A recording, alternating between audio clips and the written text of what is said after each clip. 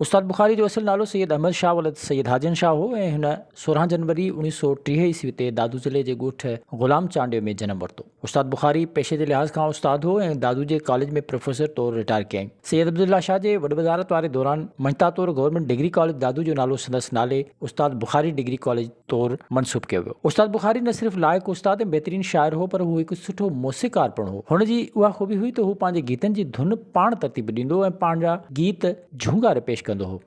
जे हथां समुंड सुके नामुमकिन, ककरनि जे अॻियां कोह टुके नामुमकिन, तारीख़ करे कूक चयो हिक हिक खे नाहक जे अॻियां हक़ झुके नामुमकिन। उस्ताद बुखारी पंहिंजी पूरी हयाती सिंधी शाइरीअ जे झोल में ताज़ा तवाना गीत पेश कंदो रहियो। हू न रुगो रुमानियत पसंद हो पर हुन जे दिलि में पंहिंजे देश ऐं देशवासियुनि जो बि ओतिरो ई दर्द समायल हो। हू हर वक़्तु पंहिंजे क़ौम लाइ परेशान रहंदो हो ऐं हुन जी रहबरी ऐं रहनुमाई कंदो रहियो। उस्ताद बुखारी जी शाइरी सिंध जे नाले वारनि रागिन आबिदा परवीन, मोहम्मद यूसुफ, कमर शुमरो, मंज़ूर सखीरानी, सरमद सिंधी, जलाल चांडो, मुमताज़ लाशारी, बरकत भट्ट ऐं ॿियनि केतिरनि ई फ़नकारनि ॻाई आहे। पर मंज़ूर सखीरानी उस्ताद जे तरतीब ॾिनल धुनुनि खे हुन जे रंग में ॻाए ॼण अमर करे छॾियो आहे। उस्ताद बुखारी जी शाइरी जे मजमून में गीत असांजा जीत असांजी ही गीत गुलाबी ॿारनि जा ओतूं जोतूं कुकण या कल्याण सोचूं भुणका वाका लहर लहर दरिया धरती सरती न कम निबिरियो न गम निबिरियो ऐं ॿिया किताब शामिल आहिनि। संदसि ख़िदमतुनि जी मंझता तौरु वफ़ात खां पोइ 2009 ईस्वी में हुकूमत पाकिस्तान पारां तमग़े हुस्न कारकर्दगी सां पिणु